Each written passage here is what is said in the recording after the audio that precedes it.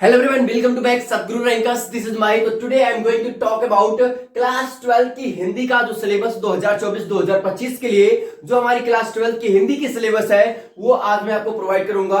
Regular मैं आपको video provide कर रहा हूं जो आपके सिलेबस है, उसके बाद मैं आपका सिलेबस स्टार्ट करूंगा जो आपके टॉपिक्स में, जैसे आपका फिजिक्स हो गया, केमिस्ट्री हो गया, मैथ्स हो गया, हिंदी हो गया, इंग्लिश में हो गया, इन सभी में आपको कोई डाउट्स नहीं रहेगा। Free only I will provide everything is free of cost. Okay, तो चलते हैं, स्टार्ट करते हैं और हम बात करते हैं सबसे पहला गद्य खंड और पद्य खंड, संस्कृत खंड और काव्य सौंदर्य तत्व, कथा साहित्य खंड काव्य। ठीक है, इससे अगर आप चाहते हैं if you want in your board examination scoring 100 out of 100 then this channel is the most important for you. अभी आप कॉपी कलम लेकर बैठ जाइए। अगर 100 आउट ऑफ 100 स्कोर करना चाहते हैं अपने बोर्ड एग्जामिनेशन में तो आपको भी से बैठना है। कुछ राज्य के क्या होते हैं, जैसे कुछ राज्य वाले जो हमारे बोर्ड होते हैं उसमें कुछ चैप्टर कभी कभी स्किप कर देते हैं, तो उससे आपको कोई दिक्कत नहीं। जो चैप्टर जब स्किप होगा मैं आपको बता दूंगा, लेकिन पूरी हिंदी की सिलेबस यही है। एक्चुअल में पूरी हिंदी की सिलेबस यही है। तो स्टार्ट करते हैं बिना समय बर्बाद किए और हम बात करते हैं सबसे पहला गद्य खंड की। तो गद्य खंड में हमारा सबसे पहला चैप्टर आता है राष्ट्र का स्वरूप। ओके, फिर दूसरा अगेन मूव करते हैं हमारे पास भाग्य एवं पुरुषार्थ, अगेन मूव करते हैं हमारे पास रॉबर्ट नर्सिंग होम में, अगेन मूव करते हैं तो क्या बोलते हैं अशोक के फूल, और अगेन हम देखते हैं तो क्या प्रगति के मानदंड। उसके बाद छठवां हमारा आता है भाषा एवं आधुनिकता, सातवां हमारे पास है निंदा रस, आठवां हमारे पास हमारा आदर्श, हम और हमारा आदर्श, जिसने written by the doctor APJ Abdul Kalam. फिर हम बात करते हैं पद्य खंड में। पद्य खंड की जो मोस्ट इंपोर्टेंट चैप्टर की बात करेंगे, फिर हम बात करेंगे मोस्ट इंपोर्टेंट बुक्स के बारे में बात करेंगे, जो हमारी टॉपिक स्कोरिंग पॉइंट रहता है उसके बारे में बात करेंगे। ठीक है, हमारे पास प्रेम माधुरी, ये हमारे पास पद्य खंड का पहला चैप्टर हो गया। फिर हमारे पास उदय एवं प्रासंग गंगावतरण पहला हो गया, ये हमारा दूसरा हो गया। तीसरा पवन दूतिका, चौथा केकेयी का अनुताप एवं गीत, और पांचवा है गीत श्रद्धा मनु। उसके बाद छठवां हमारे पास है बादल राग संध्या सुंदरी, सातवां हमारे पास है नौका विहार परिवर्तन बापू के प्रति, और उसके बाद 10वां हमारे पास महादेवी वर्मा का है गीत, और 9वां हमारे पास रामधारी सिंह दिनकर का है क्या बोलते हैं पूर्वा उर्वशी अभिमन्यु मनुष्य। ठीक है, 10वां है मैं आहुति बनकर देखा हिरोशिमा,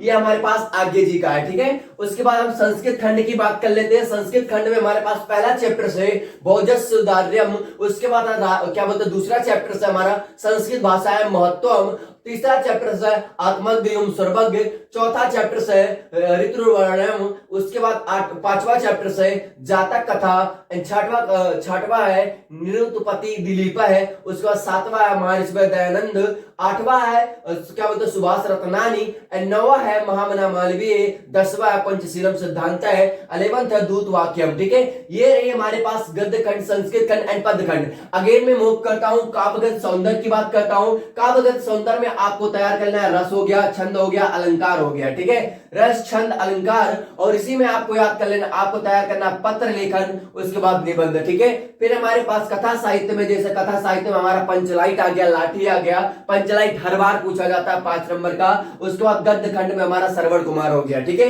और बहुत सारे लोगों के जैसे हर राज्य का अलग अलग होता है गद्य खंड, तो उसको अपने बेस पे, अपने राज्य के बेस पे आप तैयार कर सकते हो। ठीक है, ये रही पूरा हमारी टोटल सिलेबस। अब मैं आपको बात करता हूं मोस्ट इंपोर्टेंट चैप्टर की। जैसे हमारे गद्य खंड में मोस्ट इंपोर्टेंट चैप्टर सबसे पहला है मोस्ट इंपोर्टेंट चैप्टर,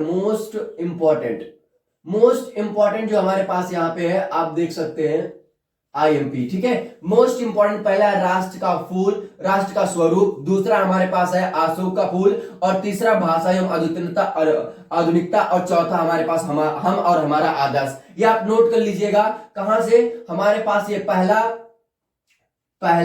उसके बाद दूसरा, उसके बाद क्या बोलते हैं पहला और चौथा, पहला चौथा, उसके बाद छठवा, लास्ट में हमारे पास 8वां।